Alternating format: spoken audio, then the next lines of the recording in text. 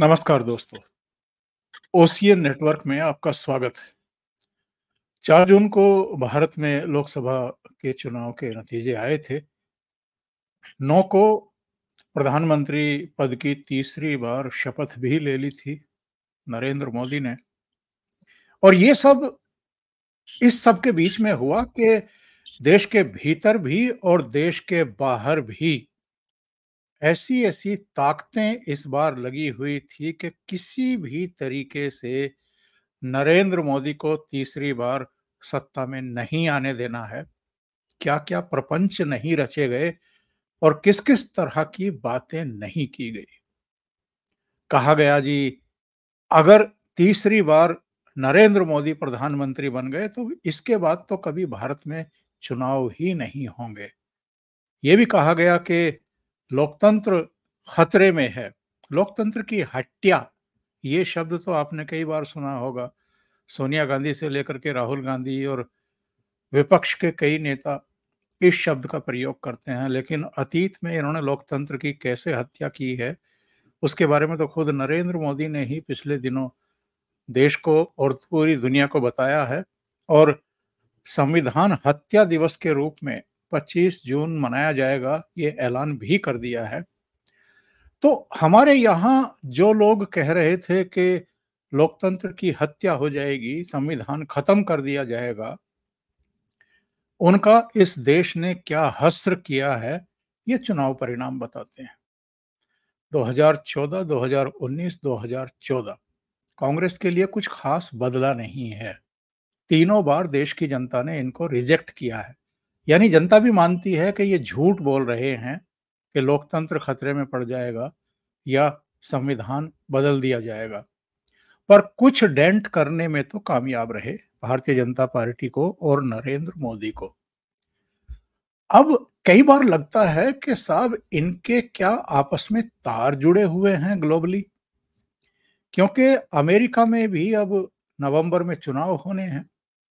और आप जानते हैं कि जो बाइडेन साहब हेल्थ कंडीशंस के चलते और जो उनका स्मृति दोष है उसके चलते, और इससे भी ज्यादा जो डेमोक्रेटिक पार्टी के भीतर से ही प्रेशर बना था उनके ऊपर कि भाई अब बस करो, आप खड़े भी नहीं रह पाते हो ठीक से, आप कौन आपके इर्द-गिर्द खड़ा हुआ है उसको भी नहीं पहचान पाते हो, उनके भी उल्टे-सीधे नाम ले रहे हो, अब हट जाओ मैदान से। तो वो हट गए। अब कमला हैरिस डेमोक्रेट की चेहरा हैं राष्ट्रपति पद के लिए। बराक ओबामा, उनकी पत्नी और दूसरे लोगों के वीडियो भी आ रहे हैं संदेश देते हुए। लेकिन सोमवार को जब उन्होंने अपना चुनाव अभियान शुरू किया, तो उन्होंने वही जुमला उछाला है जो यहाँ राहुल गांधी और विपक्षी नेता उछाल रहे थे। लोकतंत्र खतरे में है, यानी अमेरिका का लोकतंत्र खतरे में है। कितना पुराना है, मतलब पूरी दुनिया में सबसे पुराना लोकतंत्र अगर किसी देश में है तो वो अमेरिका है। तो वो कह रहे हैं कि लोकतंत्र खतरे में है और ट्रंप आ गए तो संविधान को भी बदल देंगे। तो ऐसा लगता है कि राहुल गांधी से प्रेरित है, तो क्या हश्र भी वैसा ही होने जा रहा है। इसके अलावा भी 2 और महत्वपूर्ण मुद्दे पर बात करेंगे, एक कनाडा के प्रधानमंत्री पर और एक अग्निवीर पर। प्रधानमंत्री नरेंद्र मोदी शुक्रवार को द्रास में थे, करगिल के बहुत नज़दीक थे, और वहाँ उन्होंने अग्निवीर का विरोध करने वाली पूरी जमात पर जम करके हमला बोला है। तो ये 3 विषय हैं जिन पर हम बात करेंगे और मेरे साथ बहुत ही खास मेहमान जुड़ रहे हैं। मेहमान कहते हुए थोड़ा-सा मुझे हिचक होती है क्योंकि अपने ही हैं, सुमित जैन साहब चीन से जुड़ रहे हैं, तो उनके साथ जुड़ कर के चर्चा को आगे बढ़ाते हैं। सुमित जी, नमस्कार, बहुत स्वागत है आपका।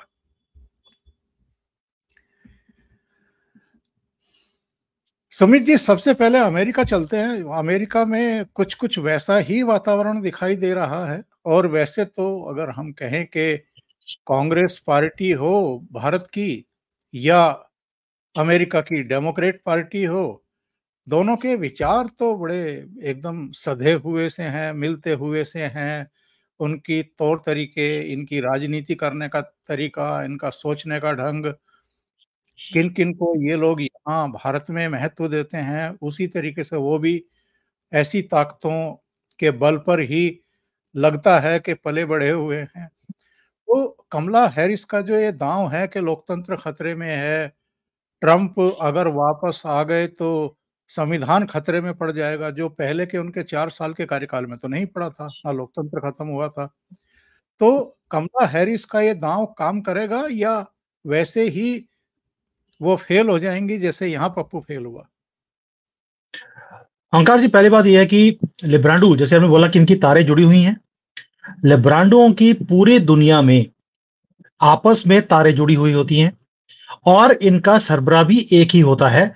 मैं सरबराह कम बोलूंगा, सरफराज ज्यादा बोलूंगा कि इनका जो सरफराह इनके होता है, जो इनको चलाता है, वो भी कॉमन होता है, जो बोलता है कि भाई डेमोक्रेटिकली जो इलेक्टेड गवर्नमेंट्स हैं उन्हें मैं गिरने के लिए बिलियंस ऑफ डॉलर भी खर्च करने को तैयार हूं। वही सारे जो सरफरे लोग हैं वो अमेरिका में भी हैं, यूके में भी हैं, इंडिया में भी हैं और सारी डेमोक्रेटिक कंट्रीज के अंदर ये इनकी तारें जुड़ी हुई हैं। इसलिए आपने देखा होगा कि सबकी जो स्क्रिप्ट है वो सेम होती है।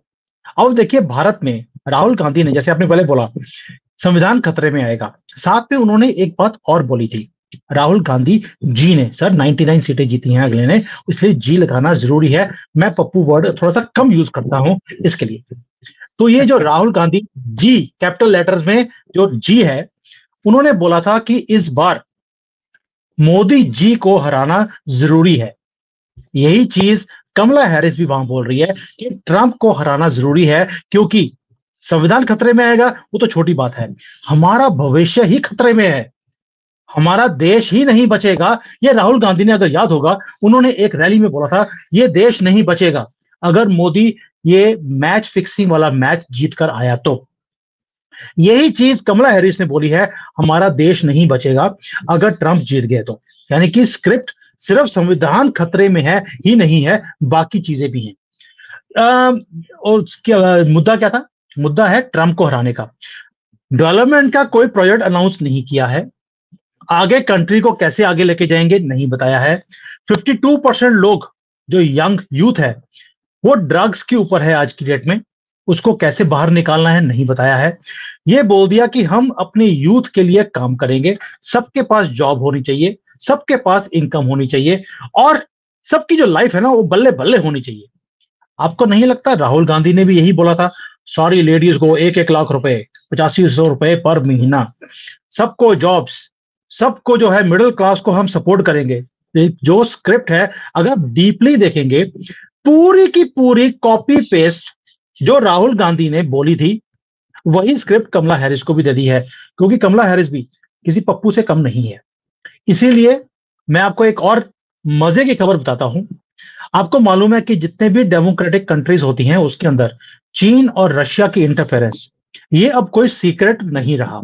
भारत के अंदर भी पूरा इंटरफेयर किया गया सोशल मीडिया और मीडिया के थ्रू। भाई न्यूज क्लिक वाले को 92 करोड़ रुपए तो सामने दिखाई देते हैं कि उन्होंने पैसे दिए थे इन्फ्लुएंस करने के लिए लोगों को, और सोशल मीडिया के ऊपर भी पूरा पैसा लगाया गया चीन की तरफ से। यूके के और अंदर भी यही हुआ था। मजेदार बात ये है कि वो पैसा चीन का था और वो आदमी अमेरिका में बैठा हुआ था। और आज की डेट में वो अमेरिका में नहीं है, वो चीन में शंघाई में बैठा है, वो वापस ही नहीं गया है। उसे मालूम है कि कहीं ना कहीं उसे पकड़कर भारत लेके जाया जाएगा, इसलिए वो चीन से बाहर नहीं निकल रहा, सिंघम बन के वो वहां बैठा हुआ है। दूसरी बात, अमेरिका के जो इलेक्शन है उसके अंदर भी धांधली होने वाली है, ये साफ दिखता है। चाइना ने अमेरिका को, ये मैं आपको वो न्यूज दे रहा हूं जो चीन के अंदर से आ रही है, they do not want Kamala Harris to stand against Trump. क्यों? उन्हें मालूम है ना बाइडेन जीत सकता है ना कमला हैरिस जीत सकती है। चीन को लगता है कि हिलरी क्लिंटन एक ऐसी लेडी है जिसने पहले भी टफ टाइम दिया था ट्रंप को, वो ही ट्रंप को टफ टाइम दे सकती है। उन्होंने डेमोक्रेट्स को बोला है कि अगर आप हिलरी क्लिंटन को लेकर आते हैं हम पूरी सपोर्ट करेंगे आपको, जितनी भी चाइनीज अमेरिका में रहते हैं उनकी तरफ से, और सोशल मीडिया को पूरा भर दिया जाएगा हिलरी क्लिंटन की सपोर्ट में। तो चाइना आज की डेट में, आप ये देख लीजिए इन्फ्लुएंस का लेवल कितना है। और ये बोलते हैं, डेमोक्रेट्स बोलते हैं, यार कि कमला हैरिस बोल रही है संविधान खतरे में आएगा। सर, जब आप फॉरेन की ताकतों से हेल्प लेते हैं इलेक्शन को जीतने के लिए, इसी को बोला जाता है संविधान खतरे में आ गया है। और राहुल गांधी ने भी यही काम किया था, अमेरिका यूरोप में जाकर बोला था संविधान खतरे में है, आप हमें ले आइए, इनकी गवर्नमेंट को गिरा दीजिए। इसी को बोलते हैं संविधान खतरे में है। लेकिन ना राहुल गांधी को समझ आती है कि संविधान क्या है और खतरा क्या है, ना ही कमला हैरिस को पता लगता है। सुमित जी, जब ये कहते हैं कि साहब हम ये करेंगे, हम वो करेंगे, हम तो पूरा जो है वो सुख सुविधाओं के की पूरी गंगा बहा देंगे, तब ये क्यों भूल जाते हैं कि पिछले 4 साल से तो डेमोक्रेट ही हैं सत्ता में। तो जो बाइडेन के राष्ट्रपति रहते हुए अमेरिका का तो इन्होंने कबाड़ा ही किया है, अमेरिका की जो प्रतिष्ठा है उसको तो धूल में ही मिलाया है। और चाहे रूस यूक्रेन युद्ध हो, चाहे हमास और इज़राइल के बीच का ये संघर्ष हो, ये सब तो बीज बोए हुए किसी और के तो हैं नहीं, अमेरिका के ही हैं। सर, ये जो लिब्रांडो होते हैं, ये लंबी-लंबी फेंकने के लिए ये माने जाते हैं। मैं उदाहरण दे सकता हूँ, बड़ा ही सिंपल उदाहरण है।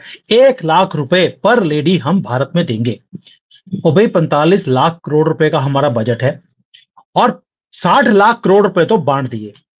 किसानों को बोल दिया हम हर चीज के ऊपर एमएसपी देंगे। 20-30 लाख करोड़ रुपए वहां पे अनाउंस कर दिए। तो आप सोचिए ये टोटल करेंगे तो अपने जो बजट है उसका दुगना पैसा तो इन्होंने बांटने पे लगा दिया कि हम बांट देंगे। वही काम कमला हैरिस ने बोलना शुरू कर दिया, हम ये दे देंगे, हम वो दे देंगे। पिछले 4 सालों में क्या दे दिया आपने? भट्टा बढ़ा दिया पूरे कंट्री का। अभी भी फेंकने में क्या दिक्कत है? 4 साल आराम से निकल जाएंगे, उसके बाद कोई और मुद्दा खड़ा कर लेंगे। लिब्रांडो हमेशा ही ये काम करते हैं। और क्या भारतीय भूल गए कि पिछले 75 सालों में कांग्रेस इसी वादों के ऊपर ही तो जीतती आई। और कौन सा वादा पूरा किया? गरीबी हटाओ का नारा पहले दिन से लेकर अब तक वही है कि खटाखट हम गरीबी को हटा देंगे। गरीबी तो हटी नहीं, किसी की लाइफ बेटर की नहीं, कोई बिजनेस यहां पर आया नहीं। यही चीज वो वहां पर भी कर रहे हैं और ये ऐसा ही चलता रहेगा। क्यों? क्योंकि इन्हें इलेक्शंस को स्पिन करना आता है। जो राष्ट्रवादी होगा वो राष्ट्र के मुद्दों के ऊपर लड़ाई करता है। ये लड़ाई करते हैं लड़ाई करवाकर, ये दूसरों को लड़वाते हैं। आपने देखा होगा राहुल गांधी ने भी, केजरीवाल ने भी क्या काम किया था? आरएसएस की और बीजेपी की लड़ाई करवाने की कोशिश करी थी। उधर से योगी जी की और अमित शाह की लड़ाई कराने की कोशिश करी ताकि ये आपस में भिड़े रहें और हम जीत जाए। यही काम इस बार कमला हैरिस भी करने वाली है। वहां पे तो शुक्र है कि 2 पार्टी सिस्टम है, ज्यादा ऐसे गंद नहीं डाल सकते। लेकिन ट्रंप के फॉलोअर्स को भ्रमित करने के लिए ये सारे षड्यंत्र रचेंगे सोशल मीडिया के ऊपर। झूठे वादे किए जाएंगे, सब कुछ किया जाएगा और कुछ लोग फंस भी जाते हैं। तो अल्टीमेटली ये मैं आज आपको बता रहा हूं, मुझे ऐसा लगता है कि डेमोक्रेट्स कभी भी अपनी सत्ता को छोड़ने वाले नहीं हैं। ये लड़ाई जाएगी सुप्रीम कोर्ट में और सुप्रीम कोर्ट में जाकर ही फैसला होगा कि जीत किसकी हुई है। ट्रंप को इतनी आसानी से ये वहां पर इलेक्शन जीतने नहीं देंगे जैसे इन्होंने मोदी जी को आसानी से इलेक्शन को जीतने नहीं दिया है। ये 4 सालों में इन्होंने भट्टा बढ़ाया है। ओबामा ने भी अपने 8 सालों में कंट्री का भट्टा बढ़ाया था। पूरे दुनिया में युद्ध शुरू किए थे, सीरिया का युद्ध हो, अफगानिस्तान का युद्ध हो, सारे ओबामा के ही किए हुए हैं। और आईसिस को भी ओबामा ने ही खड़ा किया था। ट्रंप ने आकर युद्ध को खत्म किया और बाइडेन ने आकर दोबारा से युद्ध शुरू कर दिए। आज की डेट में सर मैं आपसे सिंपल क्वेश्चन पूछता हूं, क्या भारत में जितने भी हमारे लिब्रांडो हैं, ये कांग्रेसी हैं, ऑपोजिशन है, क्या इन्होंने सनातन के साथ, सनातनियों के साथ और इस देश के साथ युद्ध शुरू नहीं किया हुआ? आप हर रोज देख लीजिए न्यूज के अंदर कोई भी पॉजिटिव न्यूज आपको दिखाई देती ही नहीं है। ऐसे लगता है कि पूरा देश एक युद्ध में ऑलरेडी एंटर कर चुका है। अटैक्स हमारे ऊपर होने शुरू हो गए। एक एक महीने में 15-15 अटैक हो जाते हैं। सर पिछले 10 सालों में तो कोई अटैक हुआ नहीं, अभी क्यों? वो भी इतनी रफ्तार से क्यों? मणिपुर में आग लगाई हुई है और पूरे भारत में हमारी जो हिंदू लड़कियां हैं उठाई जा रही हैं। और आपको मालूम है कि किस तरह का माहौल इन्होंने पूरे देश में खड़ा कर दिया। ट्रेन उड़ाई जा रही हैं, यहाँ पर अटैक्स किए जा रहे हैं, जमीनें कब्जा की जा रहा है और हर चीज में इन्होंने अराजकता फैलाई हुई है। यही चीज अब वहां पर अमेरिका में की जाएगी। मोदी जी से तो ये लिब्रांडो हार गए, अमेरिका को इतनी जल्दी जीतने देंगे उम्मीद नहीं है। बहुत सही बात आपने कही है सुमित जी। चलिए अगले विषय पर बढ़ते हैं। आपके प्रिय कनाडा के प्रधानमंत्री ट्रूडो पर भारत ने फिर से अटैक किया है। जो हमारे विदेश मंत्रालय के प्रवक्ता हैं, रणधीर जायसवाल, उन्होंने सवाल खड़ा किया है। और ये सवाल क्यों खड़ा हुआ है? क्योंकि केवल यूट्यूब पर या एक्स पर या किसी सोशल मीडिया मंच पर किसी ने अगर ये लिख दिया कि हम ट्रूडो को मार डालेंगे या हत्या की धमकी दी, तो उनको गिरफ्तार किया गया है। ऐसे में भारत ने ये आरोप लगाया है कि कनाडा ये दोहरे मानदंड अपनाना बंद करे। आपकी धरती में आपके द्वारा पाले गए लोग, संरक्षित लोग, रोज भारत के प्रधानमंत्री के बारे में अनाप शनाप बकते हैं। वहां की दीवारों पर हिंदुओं को गालियां दी जाती हैं। वहां के जो हिंदुओं के धर्म स्थल हैं, उनको चोट पहुंचाने की चेष्टा होती है। लगातार हमारा जो उच्चायोग है, मेन उच्चायोग है, उसको थ्रेटन किया जाता है और उनके ऐसी ताकतों के खिलाफ आप कोई कार्रवाई नहीं कर रहे और आपके खिलाफ किसी ने 4 शब्द भी लिख दिए, मारने की बात भी कर दी, तो उनको गिरफ्तार किया जा रहा है। ये कनाडा का भी असली चेहरा निकल कर के सामने आ रहा है दुनिया के। ओंकार जी, पहली बात यह है कि भारतीयों को कनाडा का जो दोहरापन है, वो तो हमें जब हमारा प्लेन उड़ा दिया गया था तब से ही पता है कि कनाडा का दोहरा मापदंड हमेशा ही रहा है। और मैंने कई बार वीडियोस बनाई हैं कि हम भारतीयों को, और मैंने ओपनली धमकी भी दी थी अपने वीडियोस के ऊपर, यही टिड्डीमल को, मैं ट्रूडो को टिड्डीमल बोलता हूं क्योंकि ये टिड्डीमल की तरह ही है, कभी इधर उछलने की कोशिश करता है, कभी उधर, टिड्डी की तरह ये उछलता रहता है। कि भाई अगर हम तुम्हें धमकी देते हैं कि तुमने अगर हमारे उग्रवादियों को नहीं मारा तो हम तुम्हें उड़ा देंगे, ये चीज कोई भी जो वेस्टर्न पावर्स हैं ये बर्दाश्त नहीं करती हैं। पन्नू ने भी हमें बड़ी बार धमकियां दी हैं। मैंने अमेरिकन राष्ट्रपति को भी बोला था एक चीज यही अपनी वीडियोस के अंदर, कि भाई अगर तुम्हें कोई धमकी दे, क्या तुम बर्दाश्त कर लोगे अपने कंट्री में? तो उसका आंसर है नहीं। अगर किसी ने ओपनली तुम्हें धमकी भी दी है, तुम तो जाके पूरी की पूरी कंट्री ही तबाह कर देते हो।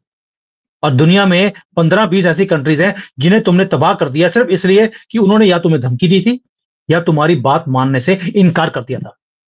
ट्रूडो का भी यही हाल है। और जब हमारे यहां पर किसान आंदोलन हो रहा था, क्या हम भूल गए हैं कि कैनेडियन राष्ट्रपति या प्राइम मिनिस्टर, सॉरी, इन्होंने और इनके मंत्रियों ने कैसे खुलकर इन खालिस्तानियों का साथ दिया था? और तब भी ये खुलकर बाहर आए थे, लेकिन जब अपने ही कंट्री में ट्रकर्स की स्ट्राइक हुई थी तो कैसे उनको डील किया गया, कैसे उस मूवमेंट को क्रश किया गया, ये हमारे सामने है। यानी कि घोड़े आपकी दौड़ा कंट्री, उनके ऊपर घोड़े दौड़ा दिए गए थे। घोड़े दौड़ाए थे और उनका क्या हालत किया था ये हम सबके सामने है। यानी कि अपने ऊपर जब आती है तो मापदंड डिफरेंट होते हैं, और जब हमारे ऊपर कोई चीज आती है तो freedom of speech, freedom of expression के नाम पर हमें थोड़ा सा लताड़ा जाता है। मुझे खुशी इस बात की है कि जो हमारा मिनिस्ट्री ऑफ एक्सटर्नल अफेयर्स है, उन्होंने उसी भाषा में उन्हें जवाब देना शुरू कर दिया और आईना दिखाना भी शुरू कर दिया ओपनली। ये है कि जयशंकर जी ने नहीं बोला है अभी, जिस दिन वो बोलेंगे उस दिन उंगलियों के निशान ऐसे इनके चेहरे पे दिखाई देंगे जो अगले इलेक्शंस तक वो मिटने वाले नहीं हैं। अभी तो सिर्फ स्पोक्स पर्सन ने बोला है, इसके बाद उनका रिएक्शन आएगा नहीं, क्योंकि अमेरिका को भी जब हमने आईना दिखाया था पन्नू को लेकर, उसके बाद उनके भी रिएक्शन आने बंद हो गए थे। यहाँ कनाडा का भी यही हाल होगा। ये रिएक्शन हमें बार बार देना पड़ेगा, सिर्फ हमारे मंत्रालयों की तरफ से नहीं। आप और मेरे जैसे लोग जो हर रोज हम नैरेटिव्स को सामने लेकर आते हैं, हमें भी ये काम बार बार करना पड़ेगा और हम भी हटते नहीं हैं, हम भी करेंगे। और मैं आपके मंच के ऊपर वायदा करता हूं, अगली बार मैं भारत में जब आऊंगा, कैनेडियन एम्बेसी के बाहर खड़े होकर इनके झंडे को लेकर फुटबॉल के ऊपर लपेट कर मैं वहां पर फुटबॉल करता हुआ आपको दिखाई भी दूंगा। क्योंकि जब तक हम इनको इनकी भाषा में जवाब नहीं देंगे, ये हटने वाले नहीं है। और अगर इन्होंने मेरे ऊपर कोई भी एक्शन लेने की कोशिश करी तो इन्हीं का जो मापदंड है इनके चेहरे के ऊपर चिपका दिया जाएगा। आपने याद दिलाया इनके दोहरे मानदंड, कथनी करनी में अंतर और इनके जो छिपे हुए एजेंडे हैं, तो मुझे ध्यान आ गया कि लाओस में एस जयशंकर साहब चीन के विदेश मंत्री से मिले हैं साहब, और उन्होंने फिर वांग से ये कहा है कि एलएसी का सम्मान करना सीखिए और जो पहले वाली स्थिति है, जो हमारे दोनों देशों के बीच में समझौते हैं, उनका सम्मान करिए। उसके बाद दोनों देशों के जो संबंध हैं, वो मामूल पर आएँगे। तो वैसे तो ये कोई नई बात है नहीं। अभी अगर मैं गलत नहीं हूँ तो जब अ, समिट हुई थी पिछले दिनों, प्रधानमंत्री नहीं गए थे, तो एस जयशंकर तब भी मिले थे चीनी समकक्ष से और तब भी उन्होंने लगभग यही बात कही थी। 22 दौर की बैठक हो चुकी है साहब, चीन और भारत के बीच सैन्य अधिकारियों की। इसके बावजूद स्टैंड ऑफ वैसे का वैसा है, दोनों देशों की सेनाएँ पूर्वी लद्दाख के बॉर्डर पर आर-पार खड़ी हुई हैं, एलएसी के दोनों पार। चीन सुधरेगा क्या? सर, मैं कई बार बोला है आपको, कम्युनिस्ट कंट्रीज को समझना, पहले सबसे पहले तो इनका डीएनए समझना बहुत ही इंपॉर्टेंट है। कम्युनिस्ट वो होते हैं जो कभी भी पीछे हटना सीखते नहीं हैं। पहले तो आगे आएंगे नहीं, और अगर आएंगे तो पीछे हटेंगे नहीं। इनको हटाना पड़ता है, और हटाने का तरीका एक ही है कि इनकी आंख में आंख डालकर आपको बात करनी पड़ती है। सेकेंडली, आपको रिएक्टिव नहीं होना है। अगर इन्होंने कोई काम किया है उसके बाद आप कुछ रिएक्शन करेंगे, इनको समझ नहीं आएगा। ये सोचते हैं कि हमारी जीत हुई है क्योंकि पहल हमने करी। पहल आपको करनी पड़ेगी, ये कभी भी सुधरेंगे नहीं। आपको लगता है कि ये स्टैंड ऑफ वहां पे खत्म कर देंगे? नहीं करेंगे। आपके वहां पे, उनके वहां पर 1.5 लाख जवान खड़ा है, आपने भी खड़ा कर दिया। उन्होंने टैंक खड़े करे, हमने भी कर दिए। इन्होंने वहां पे फाइटर प्लेन्स खड़े करे, हमने भी खड़े कर दिए। इससे कुछ नहीं होगा। तरीका एक ही है, आपको अब फॉरवर्ड, जिसको बोलते हैं कि फ्रंट फुट पर आकर खेलना पड़ेगा। तभी आपकी जीत होगी, तभी ये पीछे हटेंगे, वरना ये पीछे हटने वाले नहीं हैं। और फ्रंट फुट पर खेलना किसको बोलते हैं? मुझे नहीं लगता कि हमें जयशंकर जी को, मोदी जी को और अमित शाह को, और लास्टली हमारे अजीत डोभाल को समझाने की जरूरत है कि फ्रंट फुट पर कैसे खेला जाता है। अभी आपको रिएक्शन देने की जरूरत नहीं है, आप फ्रंट फुट पे आइए। पहला वार आप कीजिए। 62 में जो कुछ हुआ था, ये लाइन फिर दोबारा से खींची जाएगी, प्री 62, ना कि पोस्ट 62। आप पहल करके तो देखिए। बहुत सही, आपने एक रोड मैप दिया है और बताया है तरीका क्या है इनसे निपटने का। एक और विषय है साहब, प्रधानमंत्री नरेंद्र मोदी, चूंकि 26 जुलाई है और करगिल विजय दिवस के रूप में मनाया जाता है, 25 साल हो गए हैं उस घटना को, और किस तरीके से पाकिस्तान का इलाज किया था भारत ने, अब पूरी दुनिया जानती है। भागे भागे ये अमेरिका के राष्ट्रपति के पास गए थे कि बचा लो हमें, ये मुशर्रफ ने मरवा दिया। और तब किस तरीके से अमेरिका को जो है उसमें मध्यस्थता सी करनी पड़ी थी, और हमने भी 527 जवान खो दिए थे। आज प्रधानमंत्री द्रास में थे, उन वीर सेनानियों को जिन्होंने अपना सर्वस्व न्यौछावर किया भारत भूमि के लिए, भारत माता के लिए, उनको उन्होंने श्रद्धांजलि अर्पित की। और जो अग्निवीर को लेकर के राजनीति करते आ रहे हैं, और लोकसभा चुनाव में भी, जहां तक मैं समझता हूं, पश्चिमी उत्तर प्रदेश, हरियाणा, राजस्थान, पंजाब, जिन 4 सूबों से बड़ी संख्या में नौजवान सेना में भर्ती होते हैं, और हर 10वां जवान तो हरियाणा से ही है, वहां पर भारतीय जनता पार्टी को इनके दुष्प्रचार के चलते नुकसान भी उठाना पड़ा। आज प्रधानमंत्री ने अग्निवीर को लेकर के, इस योजना को लेकर के, इसके पीछे की पूरी थॉट को लेकर के स्पष्ट किया और इन पर उल्टे हमला बोला। प्रधानमंत्री ने कहा कि पूरी दुनिया में आप उठा करके देखिए तो जो औसत आयु है सैनिकों की, भारत में सबसे ज्यादा है। तो ये औसत आयु कम करने के लिए ही हमने ये फैसला लिया, और भारत कोई अकेला देश तो है नहीं जिसमें इस तरह की योजना चल रही है। और उन्होंने लगे हाथ ये भी याद दिला दिया कि 2014 में जब वो ऑफिस में आए थे, उससे पहले सेनाओं के पास सुविधाओं, उपकरणों की क्या स्थिति थी। तो प्रधानमंत्री ने एक तरीके से आईना दिखाने का काम किया है इनको। देखिए ओंकार जी, पहले आते हैं कि जो सुविधाएं थी हमारी आर्मी के पास, ना जूते थे, ना मोजे थे, ना बुलेट प्रूफ जैकेट्स थी, ना आधुनिक गन्स थी, ना नाइट विजन की गॉगल्स थी। उग्रवादियों के पास थी, हमारी आर्मी के पास नहीं थी। कांग्रेस ने जानबूझकर नहीं दी गई। और हमें वो भूलना भी नहीं चाहिए कि कैसे जम्मू कश्मीर में हमारी आर्मी के हाथ पीछे बांध दिए गए थे कि आपने कुछ भी करना नहीं है, यानी कि जान दे दी है। लेकिन पत्थर वालों को, जो पत्थरबाजी करते हैं, गोली चलाने वाले हैं, इनको कुछ भी आपको करने का हक नहीं है। वो सारा कुछ चेंज किया गया, मेड इन इंडिया में बनाना शुरू किया। आज सर हम नेट इंपोर्टर की बजाय हम एक्सपोर्टर बनते जा रहे हैं।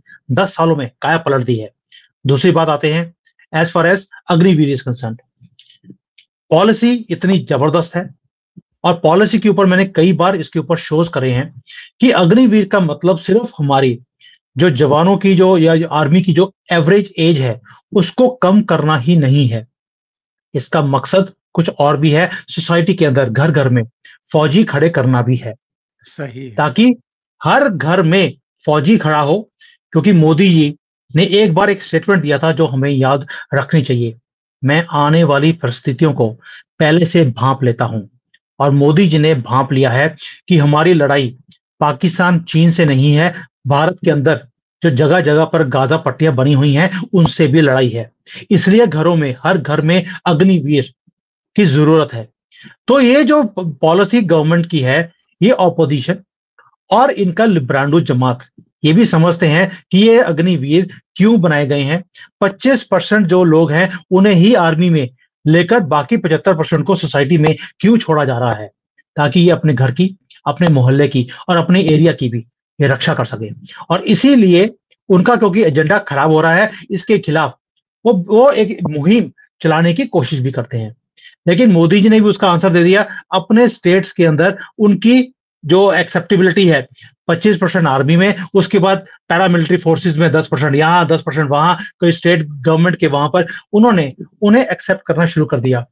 भाई मैं आज एक चीज पूछता हूँ ओंकार जी, अगर ऑपोजिशन को अग्निवीर वालों के लिए इतना ही दुख दर्द था, जहां जहां पर इनकी एक दो स्टेट्स में कहीं जगह गवर्नमेंट बची है, ये इन्होंने अनाउंस किया क्या कि ये भी उनको एक्सेप्ट करेंगे? अगर आपको इतना ही प्यार था तो भाई बीजेपी ने 10% का एक्सेप्टेंस दिया है, आप 25% का दे दीजिए, आप आगे तो आइए।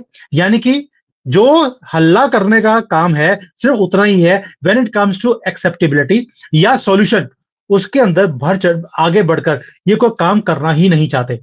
इन्होंने ना कभी काम पहले किया, ना ही कभी इस देश के लिए, इस युवा के लिए कभी कोई काम करेंगे।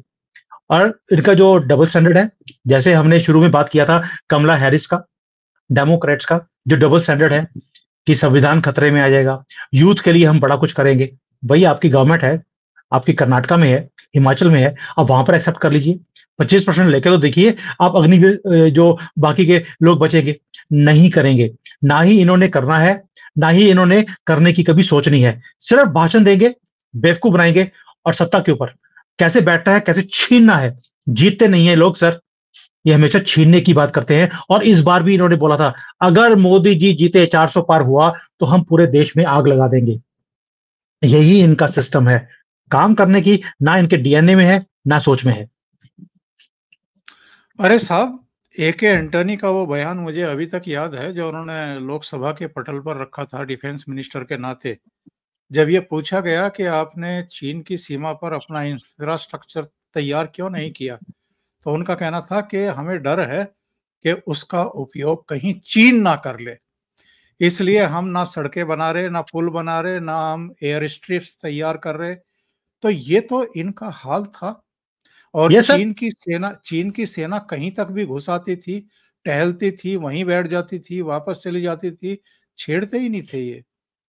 सर सिर्फ AK एंटनी, आप जवाहरलाल नेहरू के टाइम पर आप देखिए, जब वहां पर हमारे जो आर्मी चीफ हैं उन्होंने जाकर बोला कि चीन की आर्मी हमारे अंदर आ रही है, हमें उनको रोकना चाहिए। उन्होंने गुस्से में आकर बोला था अब तुम मुझे बताओगे कि दोस्त क्या कौन है और दुश्मन कौन है? अगर आते हैं तो क्या फर्क पड़ता है, वो हमारे देश मुल्क है। सर ये तो हालत इनके शुरू से रही है। AK एंटनी तो सिर्फ एक ब्रांच है जो बाद में आई। सोच शुरू से ही इनकी वही रही है और इसलिए वो किलोमीटरों तक हमारे अंदर आते गए, घुसते गए और हमने कभी भी उनको रोका ही नहीं। उन्होंने सिर्फ चेक पोस्ट को घुमाकर हमारे अंदर हर साल लेकर गए हैं। और जो राहुल गांधी बार-बार बोलता है कि ये 2000 किलोमीटर चीन ले गया है, वो मोदी जी के टाइम पर नहीं लेकर गए हैं। वो राहुल गांधी के टाइम पर ही था जब वो खुद मेडिटेशन करने के लिए बैंकॉक जाया करते थे। तब पीछे से चीन हमारी जगह के अंदर घुसकर हमारी जगह को कब्जा करता रहा। मोदी जी ने आखिर उसके ऊपर रोक लगाई है। मैं बार बार बोल रहा हूं, अगर आपको प्री 62 के लेवल पर लेके जाना है चीन को, आपको पहल आपको करनी पड़ेगी। बातचीत से काम कभी भी ना कभी सुलझा है एज फार एज चीन इज कंसर्न, ना ही कभी सुलझेगा। अगर उसका उदाहरण दे सकता हूं, बड़ा ही सिंपल है। ओबामा ने और उसके बाद बहुत गवर्नमेंट्स आई जिन्होंने चीन के साथ बातचीत करके ट्रेड को बैलेंस करने की बात करी। ये सिर्फ हंस देते थे, ये इनको हंसना बड़े अच्छी तरह से आता है। ट्रंप ने इनकी एंकड़ी निकाली, उसी भाषा में जवाब दिया। सर 2018 में जवाब दिया था, आज तक इनका जो कुब है वो सीधा हुआ नहीं है। शी जिनपिंग भी आपको टेढ़े जो है चलते हुए दिखाई देते हैं। इनको ऐसे ही जवाब देना पड़ता है, उसके बिना ये कभी भी पीछे नहीं हटेंगे। इसीलिए चीन आज थोड़ा सा पीछे हटा है अमेरिका की तरफ से। आपको भी यही काम करना पड़ेगा अगर आपको ये सारी चीजों को एक झटके से ठीक करना है। झटका आपको ही देना पड़ेगा, ये सुधरने वाले नहीं है। बहुत बहुत धन्यवाद सुमित जैन साहब, आपने ओशियन नेटवर्क के लिए इतना समय निकाला और कई महत्वपूर्ण मुद्दों पर चर्चा की। Thank you so much. Thank you sir.